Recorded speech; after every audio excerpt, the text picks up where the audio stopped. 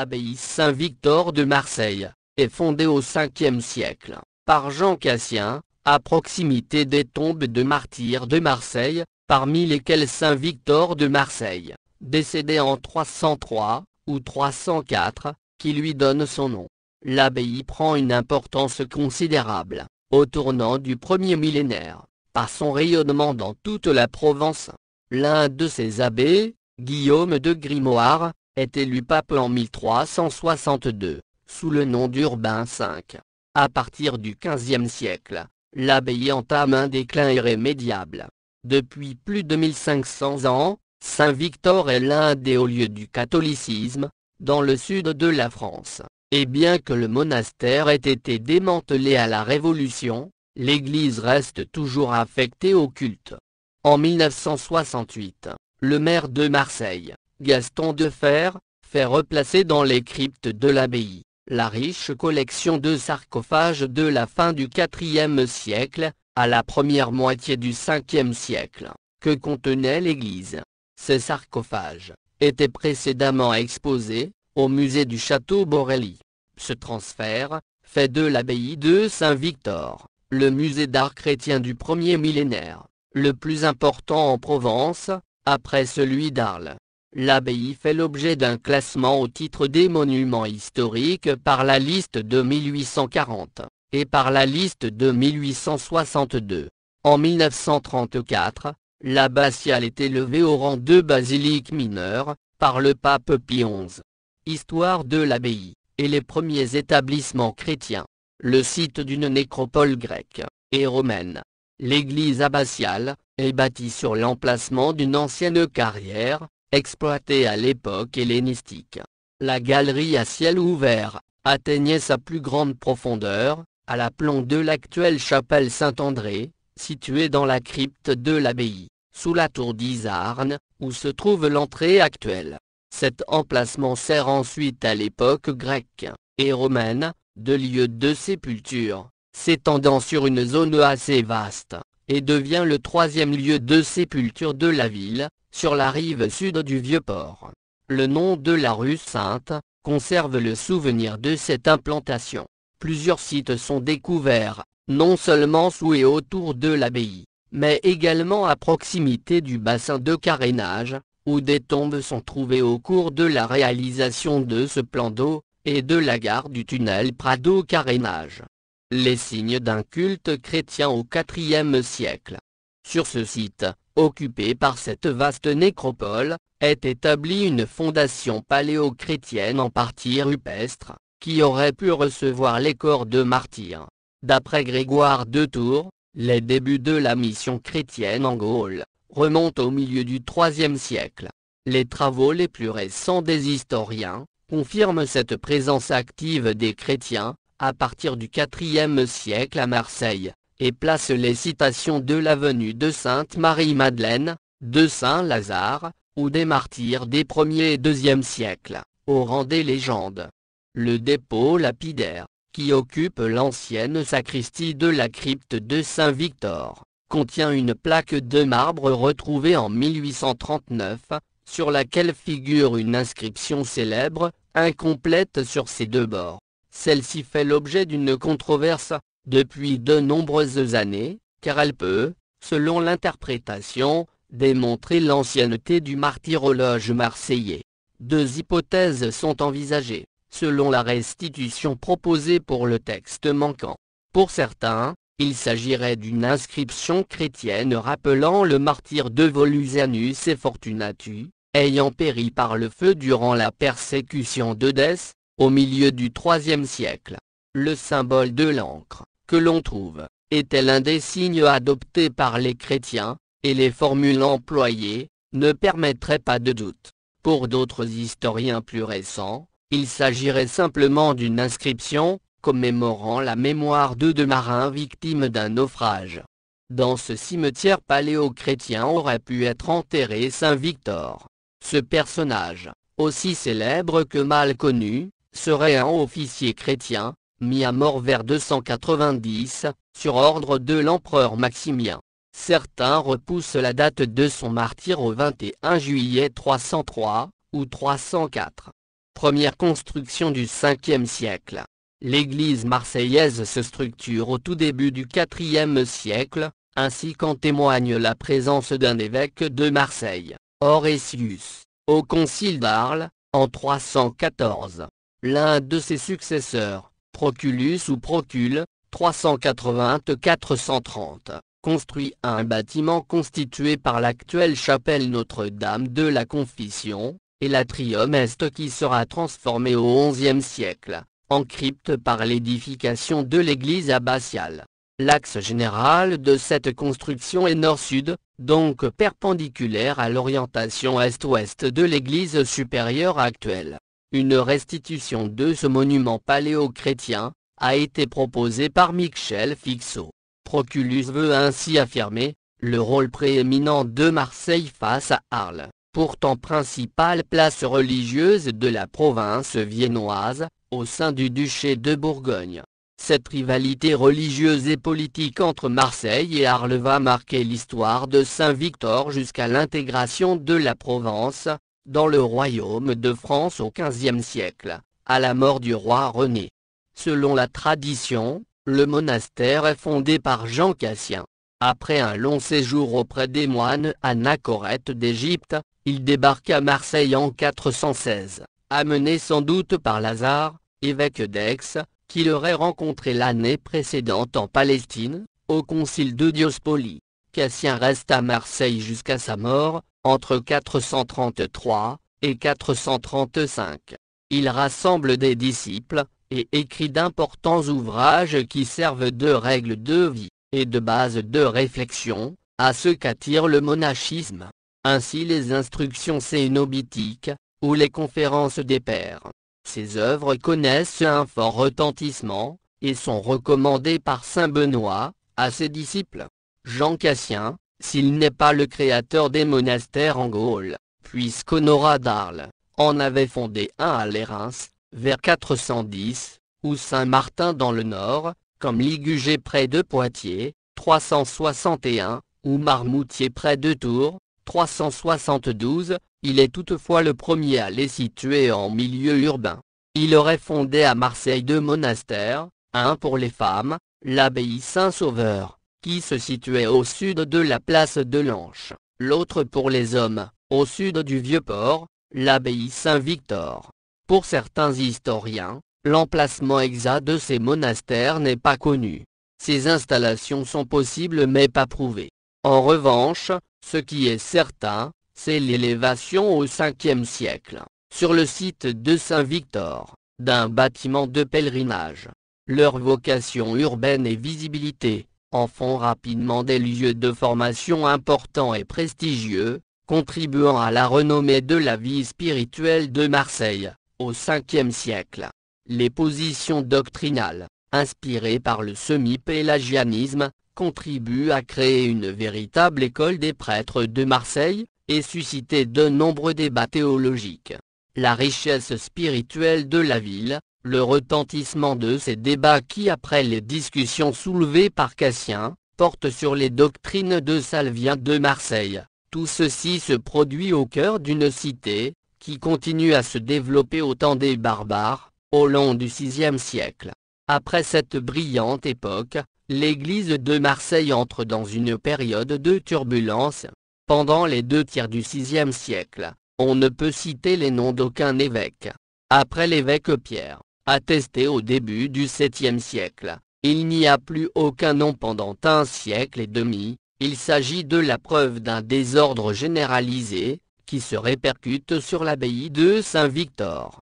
De plus, du 7e siècle, au milieu du 10e siècle, le monastère de Saint-Victor n'a plus de vie propre, et partant plus d'histoire. L'évêque de Marseille s'étant installé à Saint-Victor, un abbé n'y est plus nécessaire. L'abbaye n'a d'ailleurs plus de biens en propre. Sa mense et celle de l'église épiscopale sont fondues en une seule, que gèrent les prélats marseillais. Avec le 8e siècle, on entre dans une période mouvementée, liée notamment à l'invasion arabo-musulmane. En 736, Charles Martel prend la ville de Marseille, où le duc Moronte s'était allié avec les Sarrasins, pour préserver son autonomie. Durant la période carolingienne, l'abbaye de Saint-Victor reste sous la gouvernance des évêques, qui obtiennent plusieurs diplômes royaux en faveur de Saint-Victor. Dans le courant du IXe siècle, les régions méditerranéennes, qui ont porté si longtemps le flambeau de la culture antique, ont subi un déclin irrémédiable à cette époque. En 838, une flotte sarrasine venue probablement d'Espagne, à la suite de la conquête musulmane de la péninsule ibérique, pille la ville, et emmène en captivité Claire et Monial. Saint-Victor est détruite. En 848, ce sont les pirates grecs, qui dévastent la ville. Après cette période, seul le réduit fortifié appelé Château Babon, situé vers la place de la Tourette, constitue un abri efficace. En 923, les Sarrasins, débarqués dans le massif des Morts, ne peuvent s'emparer de cette citadelle, mais dévastent à nouveau l'abbaye de Saint-Victor. L'évêque de Marseille quitte la ville, pour se réfugier à Arles. Cette longue période de turbulence et d'abandon des monastères, s'achève lorsque Guillaume Ier, comte de Provence et d'Arles, surnommé le Libérateur, repousse définitivement les Sarrasins, à la gare de Fresnay, en 972. La paix revient, en Provence. Saint-Victor, puissance provençale. L'âge d'or du monastère, 950-1150. À la fin de cette période, la vie s'organise à Marseille entre trois pouvoirs stables, les vicomtes de Marseille, l'évêque et l'abbé de Saint-Victor. En 976, l'évêque Honorat quitte le monastère, et une nouvelle communauté monastique se reforme. La date de la charte de l'évêque de Marseille Honorat, introduisant la règle de Saint-Benoît à l'abbaye de Saint-Victor, a fait l'objet d'une longue controverse. Pour le père Paul Amargier, la date à retenir est le 31 octobre 977. Cette règle implique la mise en place de la libertà sur tous les plans, judiciaire comme économique. Aussi, en 1005, avant de quitter sa charge et de la transmettre à son neveu, Ponce Ier, Honorat sépare les menses épiscopales et abbatiales. Les moines choisissent alors comme abbé Guifred, qui dirigeait déjà la communauté, depuis l'abbaye de Psalmodie, dans le Gard. Cette installation des bénédictins inaugure une période brillante pour Saint-Victor, sous la conduite d'hommes remarquables, comme les abbés Wilfred, ou Guifred, 1005-1020, et Isarne, 1020-1047. Ce dernier est très lié à Odilon, abbé de Cluny. Ces deux lumières du monde ne formaient qu'un seul cœur, une seule âme. Le fort rayonnement de l'abbaye est également dû aux liens qui unissent les abbés de Saint-Victor au vicomte de Marseille et à l'aristocratie provençale, ce qui favorise l'accroissement de son pouvoir temporel et de son patrimoine foncier. Durant cette période où l'abbaye exerce une profonde influence spirituelle et culturelle, dans une Provence en pleine réorganisation politique et religieuse, les possessions territoriales de l'abbaye s'accroissent considérablement. Rien que dans le diocèse de Marseille, 440 églises et prieurés dépendent de Saint-Victor au XIe et XIIe siècle. L'abbaye compte également des dépendances dans Cedex, Fréjus-Toulon, Rayé, Gap, Embrun, et Vaison-la-Romaine. Le monastère Sainte-Perpétue, dite abbaye de la Selle, ou Garsande de Sabran, maire du comte de Provence Raymond Béranger IV, se retira en 1225, est aussi un prieuré de Saint-Victor. L'abbaye possède également des domaines dans les diocèses d'Auvergne, Saint-Flour, Mende, Rodez, du Languedoc, Nîmes, Béziers, Agde, Narbonne, Albi, Toulouse, en Bigorre et en Catalogne, Barcelone. Elle obtient des possessions jusqu'en Sardaigne, Cagliari, Sassari, et en Castille, Tolède. À Marseille, toute la rive sud du Vieux-Port, appartient désormais aux moines, en particulier la zone sud-est, jusqu'à l'actuelle rue Beauvau, où se trouvent de riches salines qu'ils conservent jusqu'à ce que François Ier les annexe en 1518, pour agrandir l'arsenal des galères. ils obtiennent le privilège de l'eau depuis Saint-Menet jusqu'à la mer. Peu à peu, ils essaiment à travers toute la vicomté, créent plus de 60 prieurés et deviennent l'un des principaux aménageurs agricoles du sud de la Provence. Plus d'une soixantaine de moines et 20 novices vivent à l'abbaye. Saint-Victor redevient un grand centre spirituel et de formation. L'église supérieure est entièrement reconstruite. Cette restauration-refondation s'accompagne d'une préservation des éléments paléo-chrétiens, d'un réaménagement des sarcophages et du martyrium. À la même époque sont réécrites la Passion de Saint Victor, la vie de Cassien et l'écriture peu après sa mort de la vie d'Isarne, les trois saints sur lesquels s'appuie cette refondation. C'est aussi l'époque de la confusion volontaire entre Lazare compagnon de Cassien, et futur évêque d'Aix, avec Lazare le frère de Marie-Madeleine, réputé premier évêque de Marseille, et de leurs reliques. Yann Codou explique la nécessité, pour le rayonnement de l'abbaye d'affirmer la prééminence de Marseille, et de ce lieu dans l'évangélisation de la Provence, dans l'introduction du monachisme en Occident par Cassien, et du rôle d'Isarne, dont la tombe sera placée au milieu des sarcophages, au moment où le monastère adopte la règle de Saint Benoît. L'église est consacrée par le pape Benoît IX, le 15 octobre 1040, par un acte qui a fait l'objet de nombreuses études. Bien que cet acte soit apocryphe, Paul Amargier conclut que les scribes, auteurs du faux, utilisent un original, qu'ils modifient pour renforcer le rôle de Saint Victor au détriment d'Arles, en accordant à l'abbaye le titre de Secunda Roma. La date 2040 resterait valable pour la consécration. Au cours de la seconde moitié du XIe siècle, les abbés de Saint-Victor sont Pierre, 1047-1060, Durand, 1060-1065, Bernard de Milhaud, 1065-1079, et Richard de Milhaud, 1079-1106. Ce dernier est déjà cardinal lorsqu'il est désigné par le pape pour succéder à son frère Bernard. Il est un des agents les plus actifs de la réforme grégorienne, et un des meilleurs auxiliaires des papes, Grégoire VII, et Urbain II. Saint Victor bénéficie d'un avantage exceptionnel en relevant directement du Saint-Siège, et non de l'évêque, grâce à une bulle du pape Léon IX. Cette exemption à la juridiction de l'évêque est confirmée par les papes suivants. Les papes donnent mandat à l'abbaye pour réformer nombre d'anciens monastères. Cardinal lors de son élection en 1079, Richard de Milhaud devient légat du pape Grégoire VII. Nommé archevêque de Narbonne, il continue à diriger la communauté. Les abbés de Saint-Victor deviennent au XIe siècle les hommes les plus puissants de la région. En 1073, c'est Raymond, un moine de l'abbaye qui devient évêque de Marseille. En fait, plus que la bulle de Léon IX, rédigée en termes assez flous, c'est l'engagement des abbés Bernard et Richard de Milhaud, au service du pape Grégoire VII, qui marque véritablement l'émancipation de Saint-Victor vis-à-vis des structures politiques et ecclésiastiques locales, et son rattachement direct à Rome. La réalisation du grand cartulaire de Saint-Victor, vers 1070-1080, marque l'aboutissement du processus par lequel l'abbaye rompt tous ses liens formels avec l'évêque de Marseille et la famille vicomtale, et s'érige en seigneurie monastique, directement soumise au pape. Toutefois à la mort de Grégoire VII, les monastères réformés par Saint Victor reprennent leur indépendance.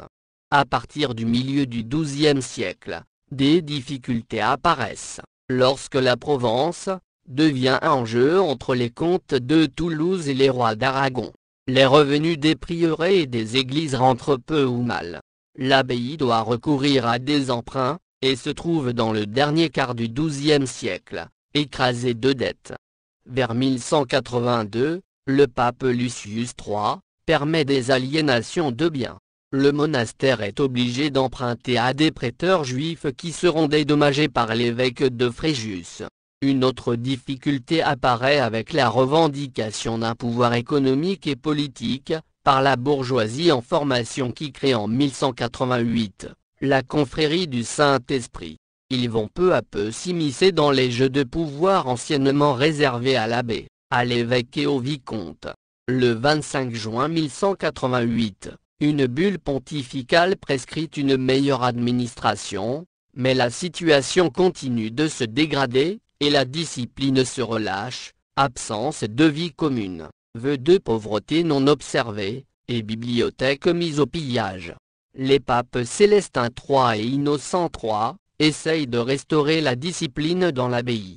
En fait, les préoccupations matérielles l'emportent sur le zèle religieux. Les différents abbés revendiquent leurs droits avec d'autant plus d'âpreté qu'ils ont des besoins d'argent pour la construction des bâtiments de l'abbaye.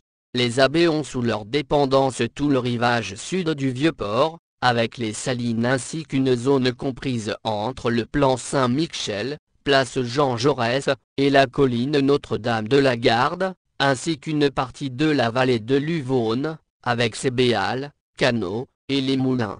Le décès en 1192 du vicomte de Marseille, Raymond Joffre III, ou Raymond Geoffroy, dit Barral, qui n'a pas d'héritier masculin, produit un véritable imbroglio politico-religieux. Barral laisse une seule fille, Barala, mariée à Hugues IV d'Hébault, ou Hugues d'Hébault. Ce dernier, appuyé par le comte de Provence, Alphonse de roi d'Aragon, mais Alphonse Ier en tant que comte de Provence, revendique la seigneurie vicomtale de Marseille. Barral avait également deux frères, tous deux ecclésiastiques, Joffre IV, ou Geoffroy, évêque de Béziers, et Roncelin, moine puis abbé de Saint-Victor. Les Marseillais, craignant probablement que la maison des Bonnes soit trop favorable à Arles, investissent en 1193 l'abbaye de Saint-Victor en commettant toutes sortes de dégâts, et en extrait l'abbé Roncelin pour le nommer vicomte de Marseille. Roncelin se marie, le nom de son épouse n'est pas certain, au Diars, ou à l'Alsacie. Cette situation ne semble tout d'abord gêner personne puisque Roncelin assiste à différentes réunions en tant que vicomte. La situation se détériore ensuite et, en septembre 1209, le pape Innocent III excommunie Roncelin qui se soumet en 1211, répudie sa femme, et retourne à l'abbaye qui, le 22 juillet 1212, reçoit la totalité du patrimoine de l'abbé. Les années qui suivent la mort de Roncelin en 1215 voient reprendre les conflits et la révolte de la ville contre le comte et l'évêque, le ralliement à Raymond VI, comte de Toulouse, suspect de complicité d'assassinat du légat du pape, en 1208. Il s'ensuit l'excommunication de la ville en 1218, la dissolution de la confrérie du Saint-Esprit. Après moult vicissitudes, les conflits se calment peu à peu, l'évêque reconnaît l'existence de la commune en 1220, ses privilèges et droits étant confirmés par les deux souverains rivaux, Raymond VII de Toulouse et Raymond Béranger IV, le nouveau comte de Provence, en 1225. Enfin, c'est l'abbaye qui trouve un accord avec la commune qui lui reconnaît ses droits et obtient leur rétrocession pour 6 ans, moyennant une rente annuelle. Les trois pouvoirs sont désormais la commune, l'abbé et l'évêque. Mais tout au long du XIIIe siècle, les conflits se succèdent, avec le transfert progressif à la commune de l'ensemble des droits seigneuriaux que conservait l'abbaye. Au début du XIIIe siècle, la reconstruction d'une nouvelle abbatiale est entreprise, sous l'impulsion d'Hugues de Glacini, enseveli en 1250 dans le temple qu'il a construit presque en entier, depuis les fondements ainsi que l'affirme son épitaphe, et que le précise la chronique de Saint-Victor. Les travaux débutent en 1201, et l'autel Notre-Dame dans l'église haute n'est consacré que le 3 mai 1251. La construction n'est pas achevée avant 1279. Les constructions médiévales deviennent les cryptes actuelles. La tour d'Isarn est surélevée. En 1214, un prêtre de Marseille, Maître Pierre, a l'idée de construire sur la colline dénommée la Garde, une chapelle dédiée à la Vierge Marie. Cette colline appartenant à l'abbaye de Saint-Victor, Maître Pierre demande à l'abbé l'autorisation d'entreprendre des travaux. L'abbé l'autorise à y planter des vignes, à y cultiver un jardin et à y bâtir une chapelle qui deviendra plus tard la basilique Notre-Dame de la Garde. Guillaume de Grimoire, abbé de Saint-Victor en 1361, est nommé pape en 1362, sous le nom d'Urbain V. Il confie l'agrandissement de l'église à Rastin, maître maçon, qui dès le 9 janvier 1363, commence avec 22 ouvriers à entreprendre les travaux sur l'église supérieure. Saint-Victor jouant un rôle important dans le système de fortification de la ville de Marseille. L'abbaye prend un aspect défensif, une tour bâtie sur le croisillon nord fait office de donjon, et les 4 contreforts autour du chœur jouent le rôle de tourelle. La partie supérieure de ce donjon, doté de 23 cloches, a disparu. Le chœur est formé d'une travée voûtée d'ogives suivie d'une abside carrée. Une chapelle est ajoutée dans le collatéral nord entre la tour d'Izarn et le donjon. En 1365, probablement le 11 octobre 1365, Urbain V vient de s'assurer de la bonne réalisation des travaux. Marseille l'accueille somptueusement, il est reçu à l'église Saint-Lazare, aujourd'hui au débouché de l'autoroute A7, par l'évêque Guillaume Sudre. Le pape, entouré de ses cardinaux, gagne ensuite le couvent des Trinitaires, la place de l'Anche, les Accoules, puis Saint-Victor. Urbain V confirme l'affranchissement de la juridiction épiscopale. Saint-Victor dépend directement du pape. Urbain V décède le 19 décembre 1370, à Avignon. Il est d'abord inhumé à Notre-Dame des Dons, ayant demandé que ses ossements soient portés ensuite à Marseille dans l'abbaye de Saint-Victor. Son cercueil prend le 31 mai 1372, la route de Marseille. La cérémonie d'inhumation à Saint-Victor a lieu le 5 juin 1372, sous la présidence de son frère, le cardinal Anglique de Grimoire. De nombreux prélats assistent à cette cérémonie ainsi que plusieurs abbés dont Etienne Aubert, abbé de Saint-Victor. Il est inhumé dans le tombeau commandé par son successeur Grégoire XI, au maître tailleur de Pierre-Jean Joglary. Il s'agissait d'un monument de 7 mètres de haut, et de 3,75 mètres de large, où était sculpté le gisant, le tout placé dans le chœur, à gauche. On peut avoir une idée de la forme de ce tombeau d'après un dessin de la fin du XVIIIe siècle et d'après le tombeau d'Innocent VI toujours en place dans la chartreuse de Villeneuve-lès-Avignon.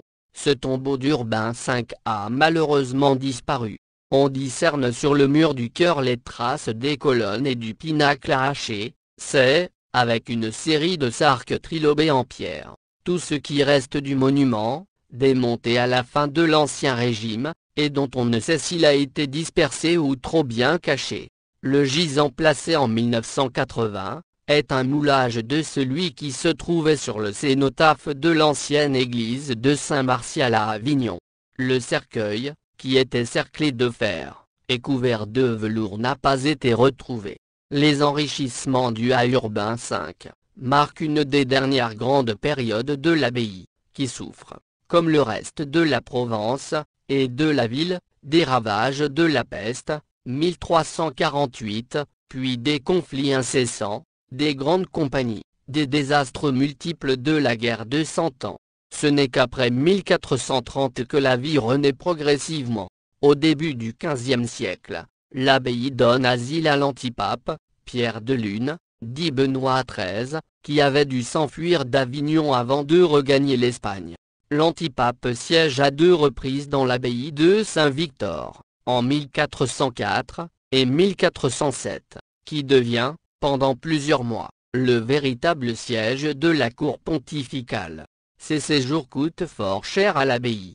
Le cardinal Jean Balue, qui avait été emprisonné par Louis XI, en 1469, au château de Loches, où il resta près de 12 ans, est enfermé en avril 1481 dans l'abbaye. À partir du XVIe siècle, les moines victorins enfreignent la règle de leur fondateur, Saint Benoît. des moines désertent le monastère, et lui préfèrent la ville où il loge. De plus, ils s'habillent richement, car ils sont souvent des cadets de la noblesse provençale. Par leur tenue vestimentaire, ils entendent manifester leur appartenance à cette noblesse, mais un tel comportement est un grave manquement à la règle monastique. L'abbaye de Saint-Victor possédait une importante bibliothèque, connue grâce à un règlement de 1198, de l'abbé Meunier, et à un inventaire de 1374. Cette bibliothèque comptait de nombreux ouvrages de théologie et de liturgie, mais aussi de droit, d'histoire, de littérature ancienne, de médecine et de sciences.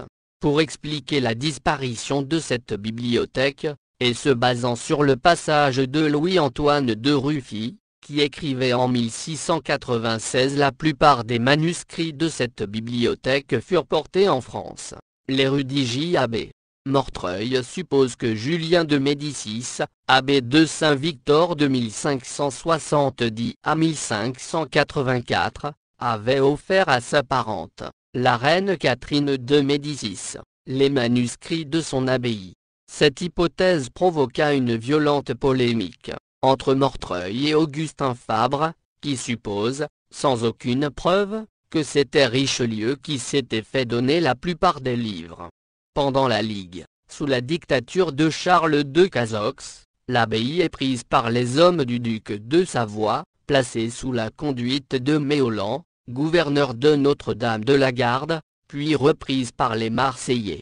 Après la mort de Charles de Cazox, aucune réforme de Saint-Victor n'est entreprise. Le 22 septembre 1648, les échevins écrivent au cardinal Mazarin, pour lui faire savoir qu'ils interviennent auprès du pape, pour demander la sécularisation de l'abbaye. Le pape Innocent X refuse d'accorder une bulle de sécularisation, et préfère confier le sort du monastère marseillais à la congrégation bénédictine de Saint-Maur, qui avait relevé les monastères de Montmajour, Saint-Denis, et Saint-Germain-des-Prés. À la fin du XVIIe siècle, Louis XIV s'émeut des désordres constatés au sein de l'abbaye, et approuve le 4 avril 1662, un concordat signé entre les bénédictins réformés de Saint-Maur, et les moines de Saint-Victor. Le 21 juillet 1669, Louis XIV promulgue un règlement qui révoque le concordat. Cependant, malgré leurs promesses, une partie des moines poursuivent leur vie dissolue. En 1708, Monseigneur Vintimille du Luc, évêque de Marseille, constate que la clôture du couvent n'existe plus, et que des religieux louent des maisons en ville, pour courir le bal. Pendant la peste de 1720, l'attitude des moines, contrairement à celle de l'ensemble du clergé, n'est pas courageuse. Les moines ne savent que se renfermer derrière les murailles de leur monastère, dont ils murent soigneusement toutes les ouvertures, et se contentent d'envoyer quelques aumônes, et d'annoncer qu'ils se mettent en prière, pour le salut commun. Le 13 juillet 1726, bien que l'abbé Jacques Gouillon de Matignon, ancien évêque de Condom, y soit hostile, le pape Benoît XIII érige Saint-Victor en église collégiale dont le chapitre est composé d'un abbé, d'un chantre, d'un trésorier, et de 16 chanoines. Par la sécularisation les moines deviennent chanoines. Le 17 décembre 1739, le pape Clément XII publie une bulle de sécularisation. En 1774, un décret royal en fait un chapitre noble, dont les membres doivent être provençaux, ayant 4 ascendants nobles. À partir de cette date, les chanoines portent le titre de chanoine, comte de Saint-Victor. Une bulle les autorise à ne porter hors du cœur qu'un scapulaire pour tout habit religieux. Le dernier abbé de Saint-Victor est le prince Louis-François Camille de Lorraine-Lambesc. Il meurt en août 1788, et n'est pas encore remplacé, lorsqu'éclate la Révolution, quelques mois plus tard. À la veille de la Révolution, l'abbaye de Saint-Victor constitue un vaste ensemble, qui s'articule en 2 parties distinctes. par rapport à l'église actuelle. Au sud se trouve le cloître, un dortoir ou dormidium, la salle capitulaire et un édifice appelé le lavabo des moines, alimenté par un puits. Ces bâtiments s'étendent jusqu'à l'axe médian de l'avenue de la Corse actuelle. Au nord sont construits un petit cloître, et le palais de l'abbé. Ces constructions qui barrent la rue Sainte, occupent une partie de la place Saint-Victor, et le jardin du square Bertolt-Brecht. Les murs extérieurs de ces constructions sont renforcés par des tours carrées crénelées. Les différents aspects de cette abbaye nous sont connus par différents plans ou gravures, notamment par les dessins de Joseph Marchand, qui a réalisé différents croquis durant la période révolutionnaire. L'Assemblée constituante, par décret du 2 novembre 1789, met les biens de l'Église, dont les biens des congrégations, à la disposition de la nation. Par le décret du 13 février 1790, elle interdit les vœux monastiques et supprime les ordres religieux réguliers. L'abbaye devient donc bien national, en 1791. 8 lots sont mis en vente en juin 1793, mais aucun ne trouve acquéreur. En juillet 1793, une adjudication est lancée sur la base de 11 lots. Ainsi commence le démembrement avec la destruction du cloître. Mais un fait plus grave arrive avec la signature par Barras, Fréron, Salicetti et Ricord, du décret du 6 janvier 1794, qui prévoit la destruction des églises ayant servi de siège aux réunions des fédéralistes. L'abbaye ayant été le siège de la section numéro 20, la destruction de l'abbaye est relancée. En 1794, l'abbaye et les deux églises sont dépouillées de leurs trésors, les reliques sont brûlées, l'or et l'argent servent à battre des monnaies, et le lieu devient un dépôt de paille et de foin et même une prison. Selon Joseph Marchand, si l'église est conservée, c'est parce qu'elle abrite des forçats. C'est ce même Joseph Marchand qui laisse des témoignages montrant que le cloître sert à héberger la Légion des Allobroges. Au cours de l'année 1797, un calme relatif permet à certains de demander l'utilisation de l'ancienne église pour célébrer leur culte, mais le bâtiment est récupéré par l'armée, pour y stocker des fourrages pour les chevaux de l'armée. En décembre 1802, l'archevêché reprend possession des lieux. La décision de restitution au culte de l'église de Saint-Victor est prise le 14 janvier 1803. Cette décision est effective le 19 mai 1804, pour l'église supérieure, et en 1822 pour les cryptes. Les destructions du cloître et de l'ensemble des bâtiments, commencées sous la Révolution, se poursuivent jusqu'au milieu du XIXe siècle. La rue Sainte est prolongée de même que la rue de la Corderie qui prend le nom d'avenue de la Corse. Des voies nouvelles sont créées, la rue de l'Abbaye, qui longe la travée sud de l'église, et nécessite la destruction du cloître. La rue du Commandant Lamy, reliant la rue Sainte et l'avenue de la Corse, est réalisée à l'emplacement du dortoir. Des bâtiments sont construits entre la rue de l'Abbaye et l'avenue de la Corse où se trouve le presbytère actuel édifié en 1860. Dans les caves de ce dernier, se trouve le puits qui alimentait en eau le lavabo des moines. Mes sources, Wikipédia.